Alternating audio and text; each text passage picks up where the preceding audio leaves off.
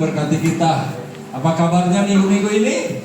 Luar biasa, haleluya. Saya tadinya mau bawakan firman yang sudah saya katakan minggu lalu, tetapi ternyata Bapak Yahweh suruh saya menyampaikan hal yang lain. Pertumbuhan rohani itu harus mesti ada. Kita mau belajar kembali mengenai soal tabernakel. Amin. Gak apa-apa? Gak apa-apa tak? Yo, amin. Haleluya. Ayo. Tabernakel. Nah ini denahnya tabernakel. Dikecilin dikit biar kelihatan semua. Nah ini, ya, tabernakel itu apa? Kemah Moses. Bisa kan? Miskah itu bahasa Ibrani. Dikatakan di sini. Ini tabernakel. Paling bawah itu terus. Nah ini di sini ada apa? Udah masih hafal? Ada pintu gerbang. Sebelum masuk pelataran lewat pintu gerbang dulu. Ini pelataran. Jadi ada 3 bagian. Jadi pintu gerbang, halaman atau pelataran. Terus di pelataran itu ada apa aja? Mezbah korban dan kolam basuhan. Lantas ada pintu yang kedua. Di sana dikatakan ada 3. Yang pertama menorah atau kaki dian atau pelita. Di situ ada meja roti dan mezbah dupa. Yang sekolah teologi dapat ini? Bide? Dapat toh? Oh, nanti kamu ngajar di sini. Oh, jangan. Dan yang terakhir di sini ada ruang Maha Kudus. Di dalamnya ada siapa itu? Apa? Nah itulah hal penuh kemuliaan dari Bapak Yahweh. Nah ini tahapan yang harus kita ambil. Ayo kita masuk dari pertama dikatakan. Ayo Sen, kita mulaikan. Haleluya. Pelajaran tabernakel.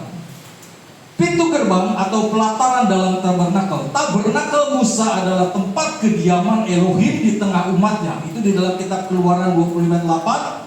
Tata letaknya terdiri. Nah ini gambarnya ya. Waktu bangsa Israel keluar dari Mesir, mereka di dalam perjalanan itu harus mempunyai tempat di mana mereka harus merayakan atau merasakan hadiratnya Bapak Yahweh ya. Dikatakan di sini, tabernakel Musa adalah tempat kediaman Elohim di tengah umatnya. Nah sekarang juga kita sedang ada di dalam tabernakelnya Elohim. Ya, bentuknya begini ya, saudara-saudara. Nah ini. Tetapi tabernakel yang paling hakiki itu adalah ketika ada di dalam hati kita. Itu tabernakelnya.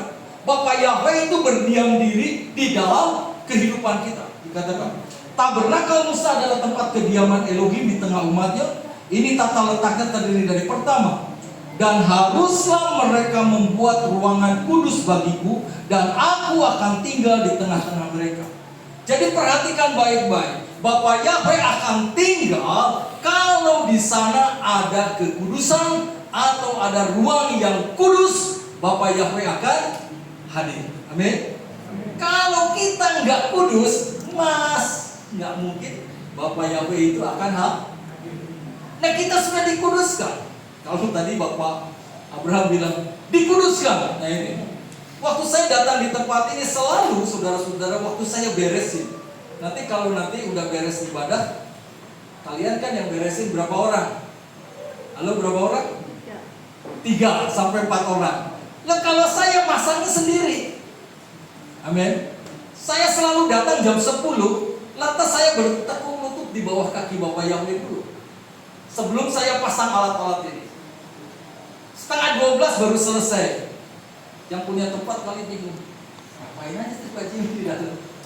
Saya berdoa sama Bapak Yahweh supaya apa? Kuduskan tempat ini agar Bapak Yahweh bersemayam di tengah umat-umat. Kalau sudah dilakukan hal demikian, saudara-saudara, pasti kita waktu nyanyi itu rasanya luar biasa. Hari ini pujian luar biasa ya.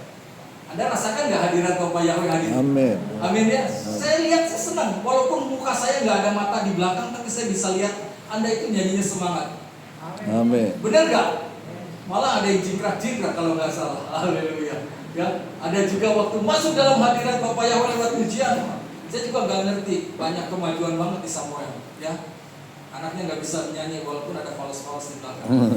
Tapi nggak apa-apa, daripada tidak mau belajar. Lebih baik belajar dari sekarang karena Bapak yang akan pakai engkau menjadi alatnya. Amin. Khususnya buat kaum muda. Dan kita juga udah masukin di grup ya Bu, anak-anak muda ya. Ibu, apa Bu itu nama grupnya Bu? Yod Penyembah Yahweh. Wah, itu ketuanya si Rio. Yang gendut, gempal, yang botak, yang orang Papua, yang pernah jadi WL di sini itu ya. Rio itu jadi ketuanya, jadi Yod Penyembah Bapak Yahweh. Itu ada, kayaknya sampai udah dimasukin, Karlina udah dimasukin, Doris udah dimasukin kan semua kan? Nah, itu pusatnya di mana? Di Ambarawa. Haleluya. Ini udah ke Ambarawa. Haleluya. Dan haruslah mereka membuat ruangan kudus bagiku, dan aku akan tinggal di tengah-tengah mereka. Pintu gerbang. Pintu gerbang adalah akses utama menuju hadirat Yahweh Elohim. Harus lewat pintu. Jangan lewat jendela. Kalau yang lewat jendela itu siapa? Suami yang pulang ke pagian, takut ketahuan istri, jadi pulang lewat jendela. Amin. Atau enggak maling kalau lewat jendela. Kalau orang benar itu selalu pasti lewat pintu. Amin. Nah makanya saya katakan selalu ada sesuatu.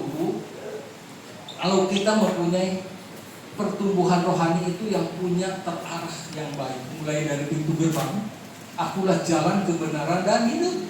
Tidak ada seorang pun datang kepadaku tanpa melalui aku, lewat Yeshua HaMashiach. Perhatikan baik-baik. Itu ini ya, pintu gerbang itu akses utama menuju hadirat. Nah, kita percaya kalau saudara juga datang, ini ada pintu enggak? Ada kan? Kalau Anda di luar pintu apa tuh? Masuk bagian kita enggak? Tidak. Bakal dapat makanan enggak dari Bu Erlina? Halo? Jujur aja, dapat enggak? Tidak, beli sendiri. Tapi waktu Anda udah masuk di sini pasti dapat makanan. Walaupun dibungkus juga nggak apa-apa, tapi pasti dapat. Karena apa? Sudah masuk di dalam rumah. Ya sudah masuk rumah. Aman nggak dalam rumah? Aman. Makanya jangan terlalu di luar pintu gerbang. Minimal masuk, minimal. Pak, Kulon nuwun, ikut masuk. Siapapun yang hadir hari ini, walaupun saya belum kenal, tapi kalau udah duduk di sini dikasih makan nggak? Dikasih. Paling bonus lagi nanti. Amin. Amin. Nagih loh dia. Apa bilang tadi ya? Katanya saya dapat bonus roti 2 ya. Karena saya apa Pak kemarin bilang apa? Iya Pak. Karena Bapak muji saya gitu. Iya. Makanya saya kan terharu gitu. Bonusnya tambah lagi roti 2. Nagih. Oh sekarang enggak Pak? Kemarin itu. Enggak, tapi enggak apa-apa. Kalau ada lebih silakan bawa. Iya. Haleluya. Saya udah pesen Pak makan roti Pak. Iya. Hari begini gitu kan. Bapak yang baik. Saya nggak ada kerjaan, proyek belum jalan gitu ya. Tapi Bapak yang tolong. Amin. Sekarang kapasitas mixernya kan hebat ya. Bisa 4,5 kilo, luar biasa. Jadi udah nggak usah sekilo lagi, langsung. Besok gereja yang di Jelima Sudirman tuh dekat Sandy besar 50. Tadi di Royal Dynasty, udah masuk Royal Dynasty Pak. Roti saya luar biasa. Lagi very nice, luar biasa. Pagi-pagi Bu Lydia sama siapa? Pak Robert. Wih, belum bangun tuh. Saya udah datang di depan rumah Ibu Lydia, itu ibu-ibu 3 cincin. Udah nungguin, ternyata dia order roti sama Pak Robert. Pak Robert belum bangun, saya udah datang. Dia bilang gini, bawa roti ya kok? Iya. Wis, ibu yang pesen, iya, wah, habis nggak rotinya hari ini? Tinggal dikit, pasti habis. Kalau nggak habis makan sendiri. Tapi tetap bayar. Namanya juga tetap dagang. Kalau di sini gratis karena udah masuk di mana? Rumah. Di rumah. Kalau di luar dikasih nggak? Jadi masuk aja. Aktivitas seseorang yang ada di pintu gerbang adalah pengemis. Betul nggak? Kan ada kan ayatnya gitu. Orang timpang itu tiap hari diangkat oleh saudaranya untuk ditaruh di mana? Di pintu gerbang. Untuk apa aktivitasnya? Minta-minta. Anak Tuhan gak ada yang minta-minta. Amin. Anak Tuhan pasti diberkati Bapak Yahweh. Amin. Gak usah pusing. Haleluya. Jadi Bapak Yahweh pasti Bapak Yahweh tolong. Haleluya. Pintu gerbang adalah akses utama menuju hadirat Yahweh. Harus lewat pintu, jangan loncat-loncat. Tertib. Amin. Haleluya. Terus pelataran adalah area awal tempat kurban dipersembahkan atau mesbah korban bakaran dan bejana pembesuhan. Kira-kira posisimu sampai di mana? Halo, udah di mana nih posisinya? Apa masih di pintu gerbang? Balik? Udah masuk halaman lo? Baptis dulu. Sudah ya? Harus baptis dulu. Sudah baptis belum? Sudah. Sudah. Baptis kebaruan ya Pak ya? Nanti diterangin. Belum paham nanti diterangin. Harus ada. Yang namanya udah di pelataran. Di situ ada mesbah korban. Artinya apa? Mengorbankan segala keinginan daging kita. Hal-hal yang tidak layak itu dimatikan untuk dikorbankan menjadi sesuatu hal yang luar biasa yang menyenangkan hati Bapak Yahweh. Jadi ada tahapan. Terus, ruang kudus dan maha kudus adalah progres masuk ke intiman dengan Yahweh Elohim. Kalau Anda sudah masuk di ruang kudus dan maha kudus, doa itu bukan minta-minta lagi. Cuma dengan ucapan apa? Syukur. Tetesan air mata dan katakan haleluya. Haleluya. Makanya saya kan jujur sering banget, ayo ambil bagian setiap pagi untuk masuk dalam hadirat Bapak Yahweh. Bangun pagi jangan cari sendal. Sendal gua kemana? Misalnya gitu. Atau enggak, ayo cepetan. Wah ini anak-anak juga mesti sadar ya. Mamanya bukan masuk dalam hadirat Yahweh, tetapi ayo cepetan, gores bangun telat. Wah mungkin gitu, mungkin. Tapi nggak gitu kan? Ayo Cila mesti bangun, gitu. Ayo sarapan dulu. Enggak, anak-anak Bapak Yahweh yang sudah dididik di dalam kehidupan Bapak Yahweh, gak usah dibangunin juga. Malah bilang gini, ayo Ma cepetan dong anterin aku. Kok lama banget sih Mama? Aduh, yang gitu kan, mesti beda. Berikan waktu. Sebelum saya berangkat antar roti juga begitu. Apa yang saya katakan? Bapak Yahweh, terima kasih. Engkau kasih sama saya nafas yang baru hari ini. Karena ada banyak orang-orang atau teman-teman saya malam masih begadang, pagi-pagi udah biru mukanya, udah gak ketolong. Tapi saya bersyukur kalau kita masih bisa menarik nafas. Lantas saya bilang, berkatilah roti-roti ini di dalam nama Yesus Muhammad. Saya gak mau peduli Bapak Yahweh, pokoknya yang dititip harus laku, gak boleh kembali. Kejam ya saya minta sama Bapak Yahweh, tapi bukan kejam, itu permintaan dari kita. Tetapi Bapak Yahweh tidak pernah mempermalukan, tidak pernah roti yang kita buat itu selalu ada sisa, enggak ada. Selalu habis. Itulah berkat Bapak Yahweh. Haleluya. Makanya saya bilang, ayo tingkatkan lagi. Istri saya bilang, kamu main tukang keliling aja. Saya yang bikin yang repot lagi. Saya bilang, ya cari pegawai. Benar nggak? Ayo dong. Mulai sekarang gimana nih? Mau nggak?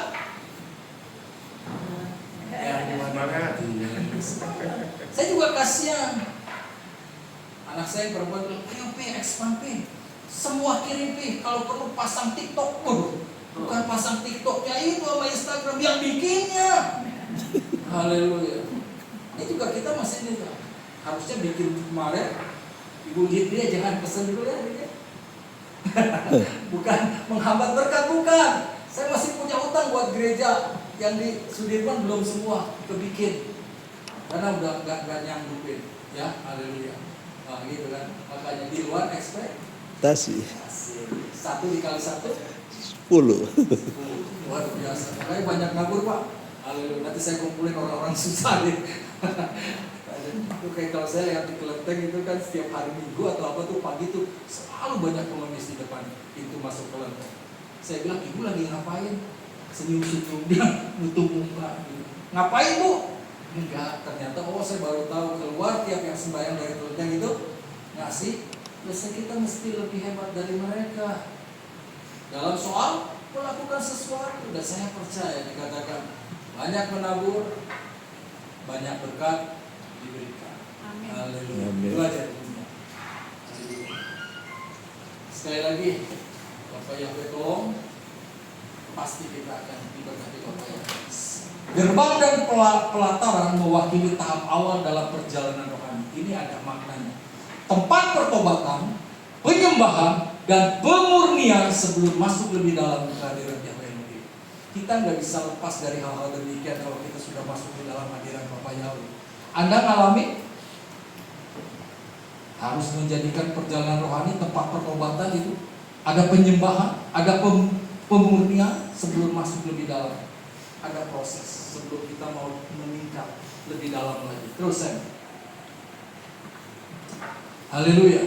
Nah, pintu gerbang atau pelataran dalam tabernakel Musa. Betul, dua ayat ini kan? Ya. Ada 3 pintu masuk dalam pengaturan kemah suci yang meliputi yang pertama gerbang itu menuju pelataran luar. Dan untuk gerbang pelataran haruslah ada tirai 20 hasta dari benang nila, ungu, kernisi serta lenan halus yang dibintal, suatu karya seorang penyulam. Di sini penting, ada orang-orang tertentu yang mungkin secara basic dia tidak punya kekuatan apa-apa, tetapi seorang penyulam juga sangat dibutuhkan untuk mendirikan tabernakel. Anda tidak perlu kecil hati, Om. Saya mah nggak bisa angkat-angkat, Om. Saya mah cuma bisanya yang lemah-lemah aja. Penyulam, tetapi dia mempunyai sesuatu yang luar biasa dampak, walaupun dia kelihatannya lemah, tetapi nggak gampang loh nyulam itu. Saya percaya nggak semua wanita yang ada di sini bisa nyulam, bener nggak? Nyulam gampang nggak? Nggak gampang, ada sekolahnya, ya. Haruslah seluruh tiang pelataran sekelilingnya saling tersambung.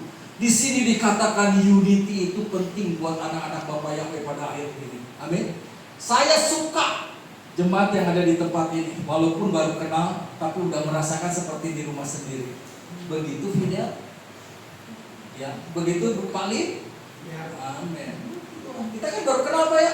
Iya. Saya juga rumah Bapak nggak tahu. Iya. Kalau gereja lain Pak diseleksi dulu Pak. Saya datang dulu ke rumah Bapak. Benar nggak? Oh, gitu. Tapi di tempat kita nggak apa-apa. Pak Abraham barusan kan bukan kesaksian di gerejanya dulu, katanya gereja dulu, keingat dulu. Ya. Daripada saya ngomong, lebih baik ngomong sendiri. Saya nggak suruh Pak Abraham untuk cerita tadi. Haleluya. Dengar aja. Ya daripada selimiran ya. Hari di BPK kemarin bagi ijazah hari apa ya?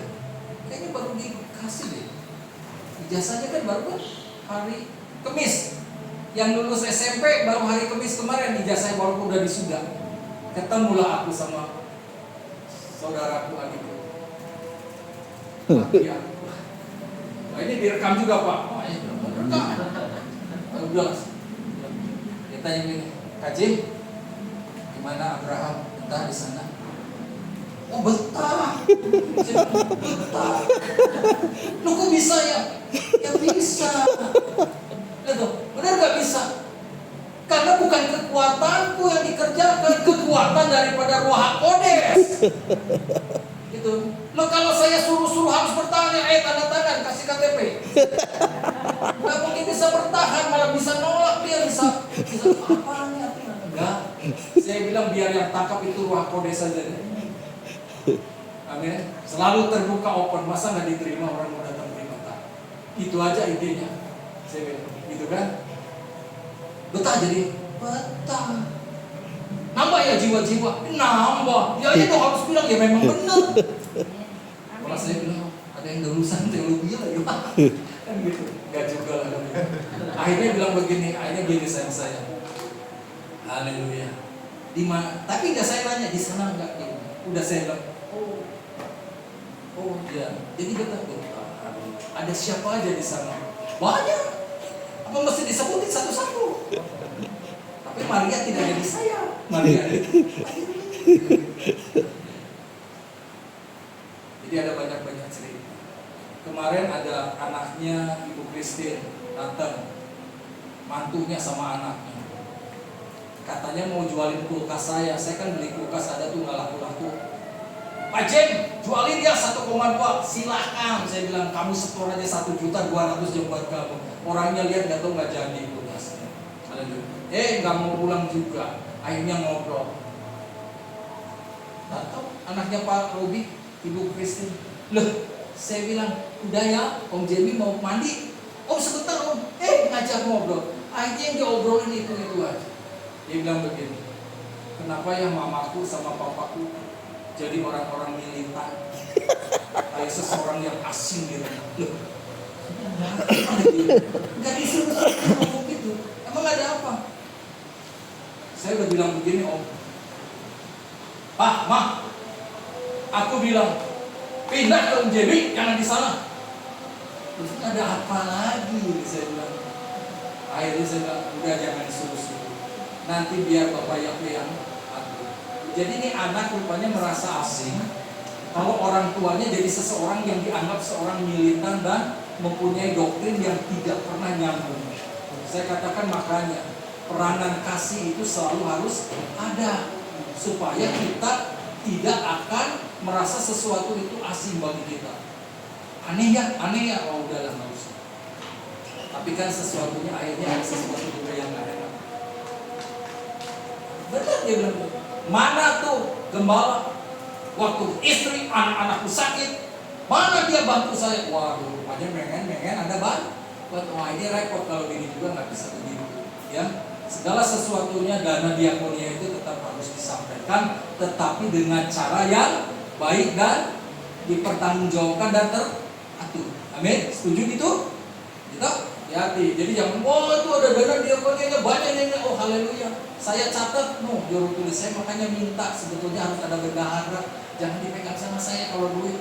Kalau gembala udah pegang duit ini repot, godaannya terlalu banyak.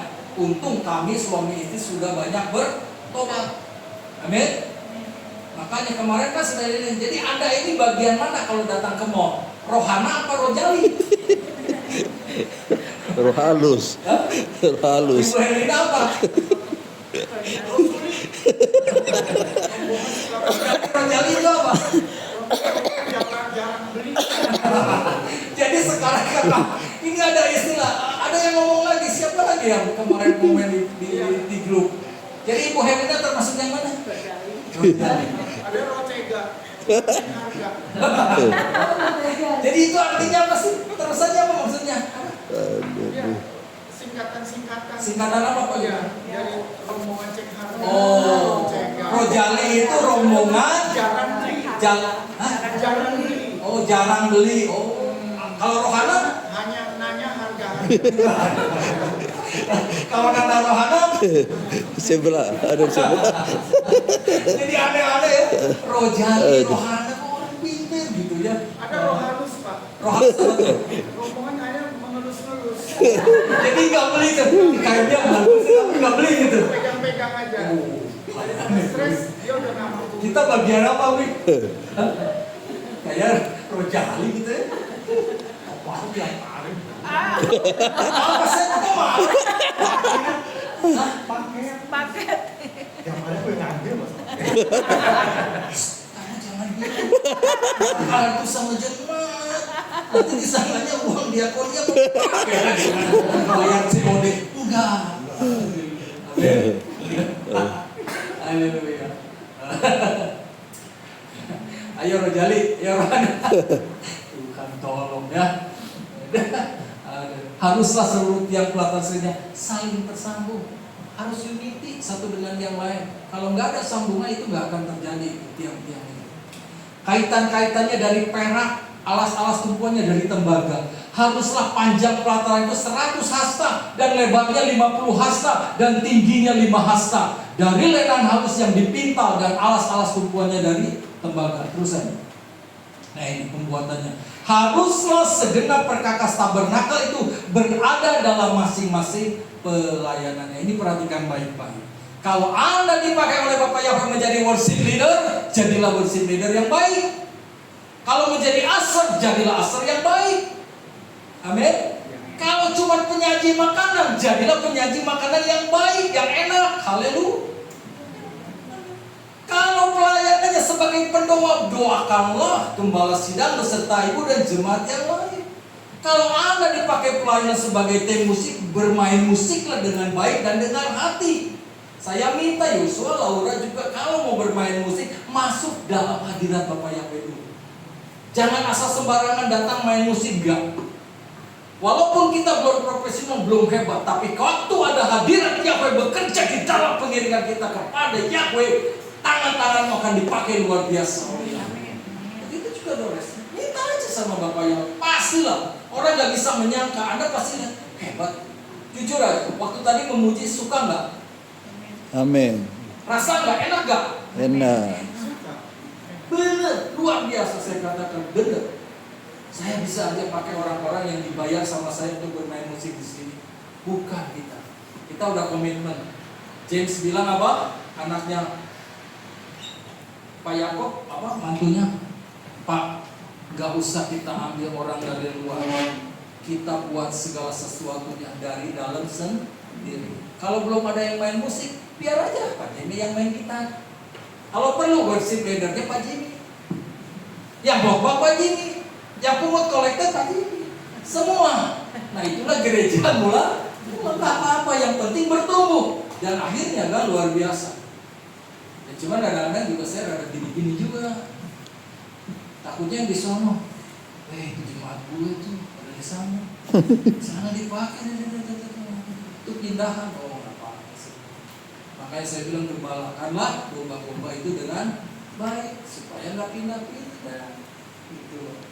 Itu bukan berarti saya itu udah hebat, tapi kita mau belajar bersama-sama. Ini Pak Robi, ada bisikan nih Pak Robi, yang di Jakarta. Apa Pak? Itu yang di Jakarta tuh? GPF apa Pak? Keluarga yang berdoa. Keluarga yang berdoa. Pak Jimmy, bilang sama Pak Robi, biasa kan kita Agustus bikin acara. Pak Robi kan ulang tahun tanggal 10 Agustus. Nah loh, ini bisikan Pak, saya ngomong aja depan banyak jemaat. Kelek-ketek, dia nggak ngomong kelek-ketek, dia nggak akan ngerti kelek-ketek. Tanya-tanya Pak, apa kita mau bikin lagi ibadah gabungan Pak? GPF Pak Jeremy, GPF Jakarta, KPI-nya cuma satu, KPI bisikan. Enggak loh, enggak. Aduh saya nggak berani ngomong Bu, tapi kepaksa kita ngomong karena banyak saksi. Katanya biasa Pak Robi kan begitu. Kalau ulang tahun itu selalu pengen heboh. Haleluya. 17, dia biasa maunya 17 Agustus. Jadi gimana nih katanya? 17 Agustus. Kalau nggak gini Pak, Bapak masih bilang Pak Robi, pokoknya saya tanggal 17 Agustus saya mau datang ke rumahnya Pak Robi. Sama rombongan, wah ini rombongan ini Pak yang repot Pak. Rombongan sana berapa orang? Kan yang datang tahun lalu Pak. Banyak, haleluya. Tapi berkatnya gue melimpah, makanya dia banyak segala sesuatu. Jadi maksudnya bagaimana? Ya bilangin aja. Enggak tapi saya udah bilang nih sekarang. Jadi bahan pikiran aja. Nanti Om aja yang ngomong sama Om Poni. Kalau saya mah siap-siap aja deh. Ya kalau kebenaran jemaat nggak ada waktunya ya kita datang ya. Kalau itu tinggal diatur aja. Haleluya ya. Jadi vilanya gede ya Pak, bisa masuk berapa orang Pak? 100 juga Mas. Iya, haleluya, puji Bapak ya. Haruslah segenap perkakas sabar itu berada dalam masing-masing pelayanannya. Jadi selalu ada masing-masing di dalam setiap pelayanan. Ya, jangan pemain musik pengen masak. Apa benar? Yang musik, yang masak, yang main keyboard, nggak nyambung. Nggak bisa. Yang berdoa ya berdoa aja, walaupun belum dikasih khotbah, sabar. Amin. Kan itu ibu hari yang paling kenceng, amin gitu. Jangan nggak dikasih khotbah penuh.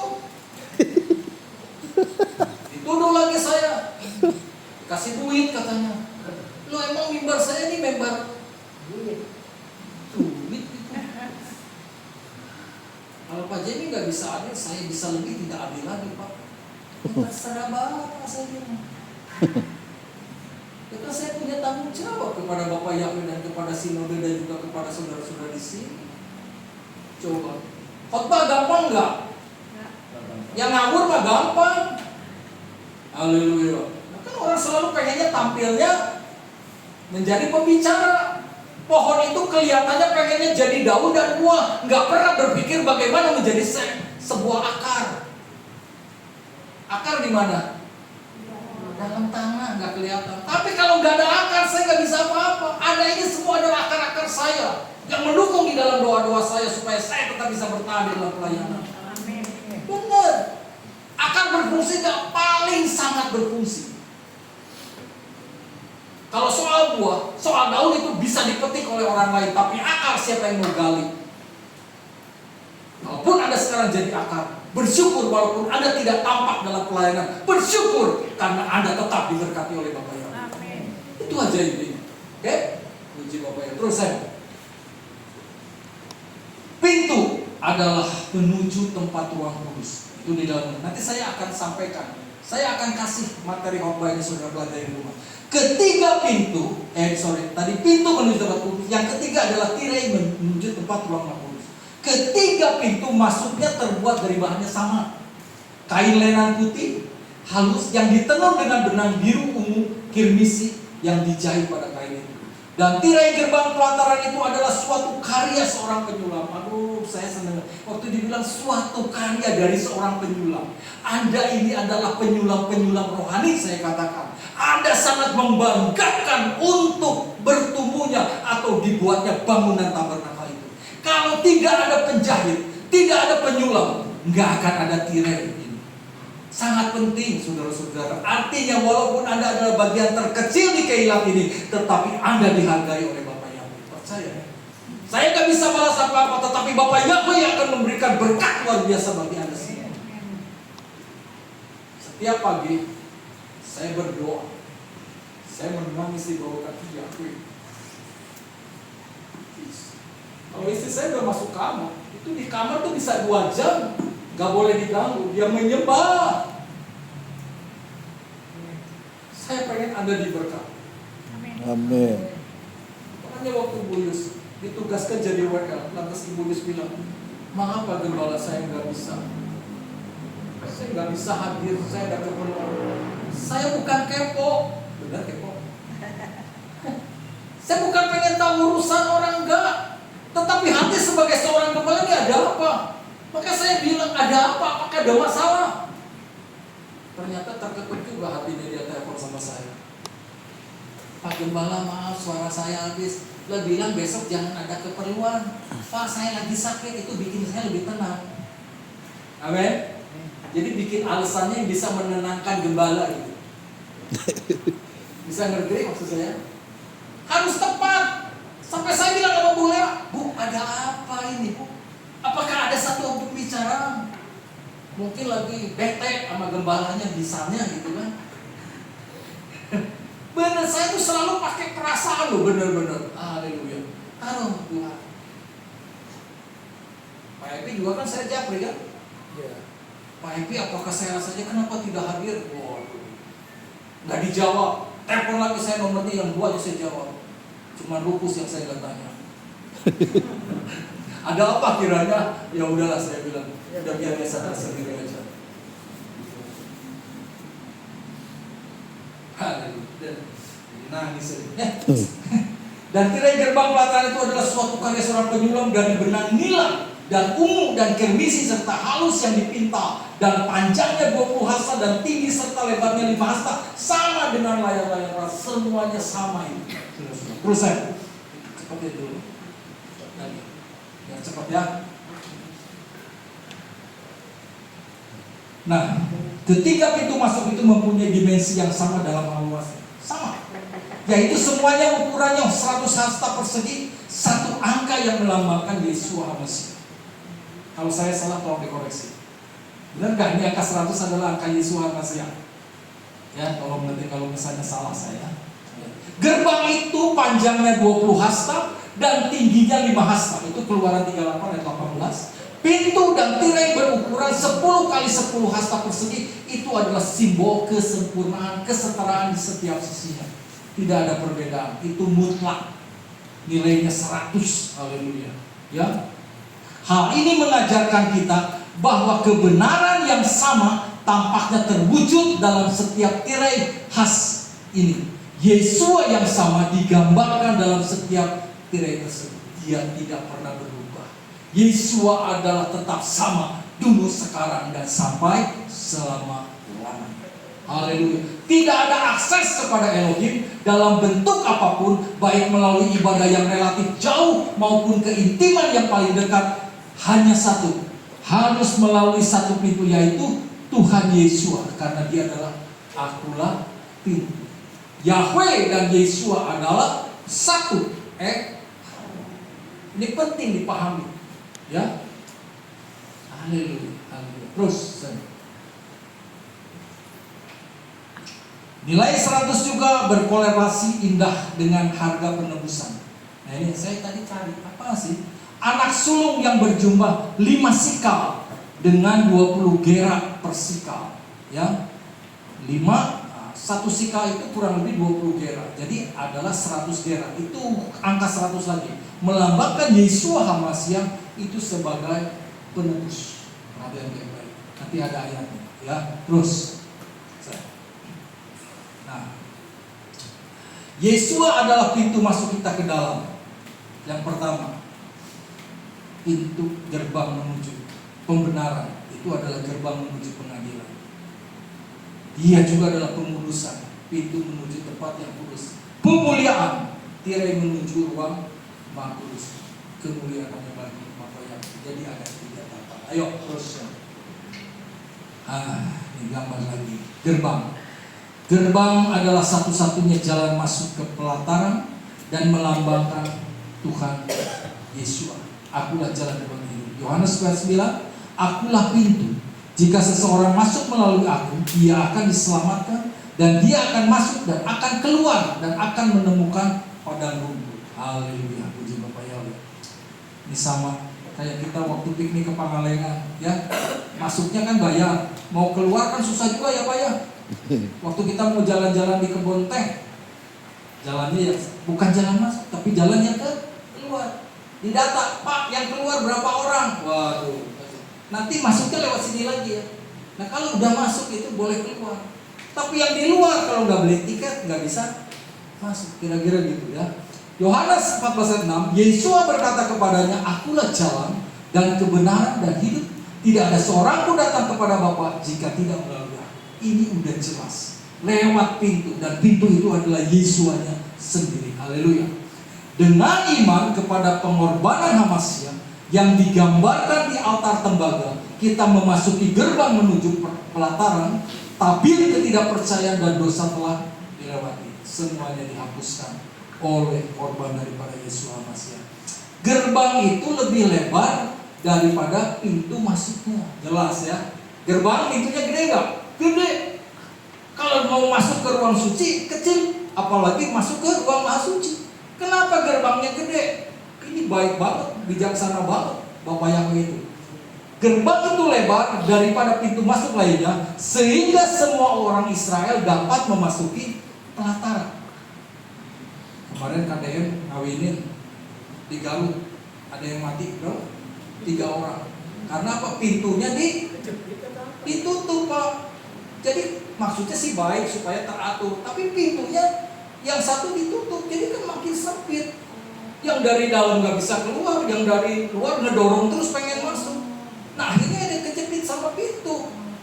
Bayangin. Yang matinya kan ada polisi juga kan, dia pasti jaga di pintu. Nah itulah. Jadi mumpung gerbangnya masih terbuka lebar, ya, jangan tahan-tahan loh. Iya dong. Ini kesempatan yang terbaik loh. Kemurahan Bapak Yahweh. Nanti udah nggak ada lagi waktu. Ayo makanya cepat-cepat. Gerbang itu lebih lebar daripada pintu masuk lainnya, sehingga semua orang Israel dapat memasuki pelataran. Lebar pintu masuk menunjukkan apa? Bahwa Yahweh Elohim menyediakan kasih karunia bagi banyak orang, karena banyak yang dipanggil tetapi sedikit yang dipilih. Nah orang bilang, Pak, kok pakai apa? Pakai kepa, kok pakai tali? Emang Bapak orang Israel? Saya bukan orang Israel, tapi adalah Israel. Orang Israel itu dapat kasih karunia. Mereka tolak, memang ada penolakan, tetapi larinya kepada kita kaum goyim. Oleh sebab itu, apa yang diberikan oleh Bapa Yahweh, kesempatan yang diberikan, kita pergunakan dengan sebaik-baiknya. Haleluya. Terus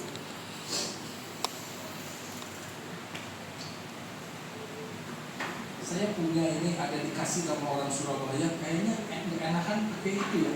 Nanti coba minggu depan saya bawa, kayaknya itu colokan kabelnya ada. Jadi bisa ditembak pintu ini, jadi nggak usah pakai kuda-kuda lagi. Akar kata dari gerbang dalam Keluaran 40 ayat 33 adalah bahasa Ibraninya apa? Syafa'at. Suatu bukaan dari kata kerja syafa'at. Benar nggak Pak Epi? Nanti Pak Epi selidiki aja ya. Hurufnya aja yang penting, kalau hurufnya udah jelas, bacanya juga jelas. Jadi jelas ya. Yang berarti membelah atau membuat terbuka, dan leksikon Ibrani Kaldea Gesenius menuliskan artinya itu memerdekakan, menetapkan harga, dan Yesua tentu saja memerdekakan setiap manusia dari kutukan dosa. Ini pentingnya kenapa kita harus lewat pintu gerbang. Gerbang atau juga pintu dan tirai sebenarnya adalah sebuah tirai, ya. Terus ketiga pintu masuk itu digantung dengan kait logam, perak atau emas dari pilar-pilar yang menopangnya.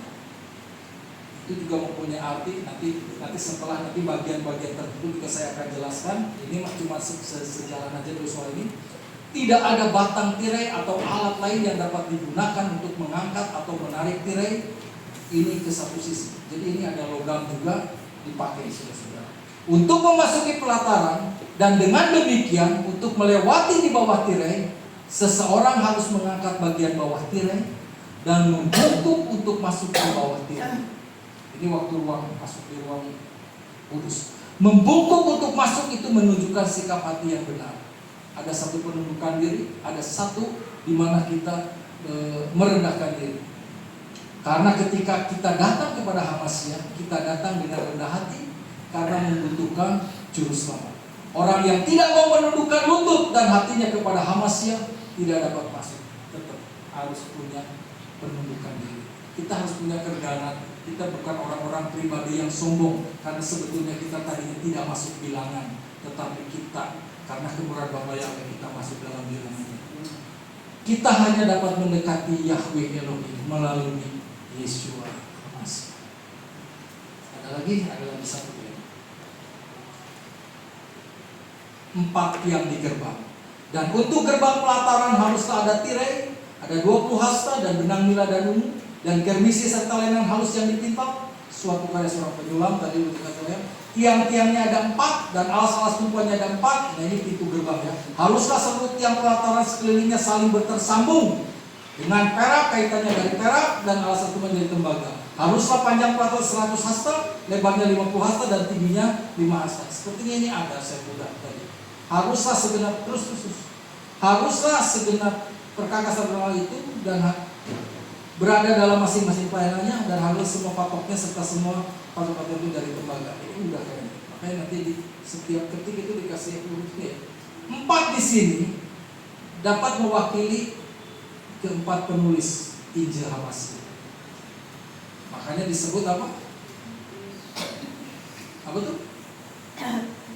Di Alkitab disebut apa? Matius, Markus, Lukas, Yahya itu Injil. Ya. Yang paling menonjol dalam menonjolkan karakter Hamasya di hadapan dunia, dan yang merupakan alat yang digunakan untuk membangun iman kita kepada Yesua Masih. Dengan belajar tentang Yesua dan mengenal siapakah Dia, dan dengan demikian bagaimana menjadi seperti Dia. Nah, dan mempelajari apa yang diajarkan untuk juga mengikuti ajaran-ajarannya dan menyebarkan ajaran-ajaran itu kepada semua orang yang mau mendengar. Jadi ini pentingnya. Nanti kita bahas kenapa Matius, Markus, Lukas, dan Yohanes. Warna-warna tirai pintu kemah supaya bisa mengerti. Itu melambangkan. Dan dia membuat sebuah tirai untuk pintu kemah itu dari benang nila dan ungu dan kirmisi serta lenan halus yang dipintal satu karya seperti itu. Warna putih lenan halus ini apa? Kain lenan putih digunakan sebagai pakaian kebangsawan dan orang-orang berpangkat, dan telah ditemukan di makam-makam Firaun. Kain lenan putih selalu melambangkan kemurnian atau kebenaran, kesucian. Yang kedua, dalam kitab Wahyu, dan keluarlah ketujuh malaikat yang memiliki 7 bencana dari tempat kudus itu dengan berpakaian linen yang bersih dan cemerlang, dengan dililiti sabuk emas di dadanya. Ini Wahyu. Siapa yang menang? Ia ini akan dikenakan jubah putih Dan aku sekali-kali tidak akan menghapus namanya dari kitab kehidupan, dan aku akan mengakui namanya di hadapan Bapa aku dan di hadapan malaikat-malaikatnya. Terus saya. Nah ini ayat-ayatnya yang saudara baca.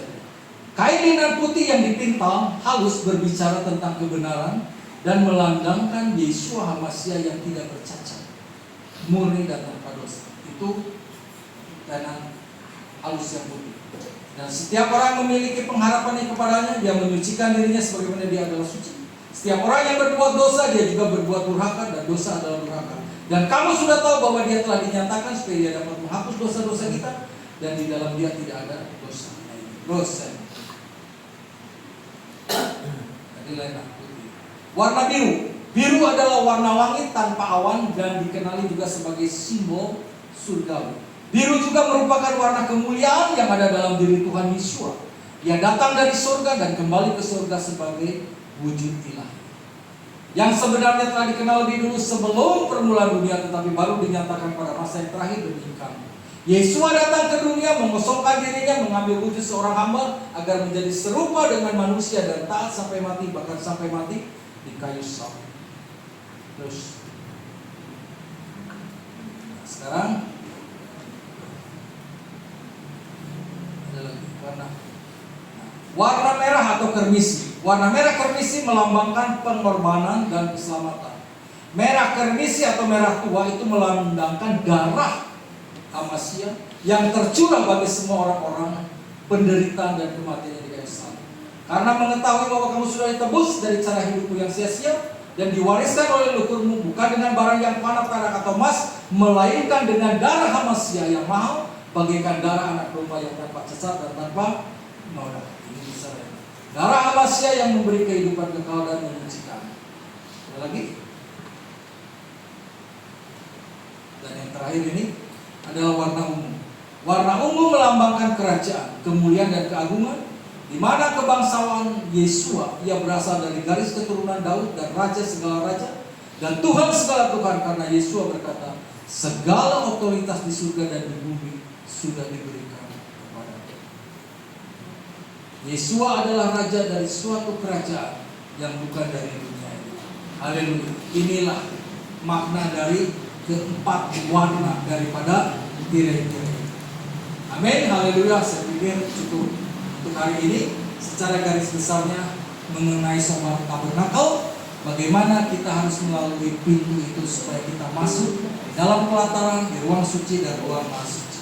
Sekali lagi, kalau kembali kita kepada denah daripada ini, tolong sebagai style. Ini denahnya, coba yang denahnya. Kira-kira udah nyampe mana kita posisi kita? Nah, perhatikan baik-baik. Nah ini, udah nyampe mana kita? Udah lewat pintu? Sudah Pak. Sudah bertobat? Mesbah korban? Sudah Pak. Kolam basuhan sudah dibaptis? Sudah Pak. Apakah sudah masuk ruang kudus? Di sini ada pelita atau menor.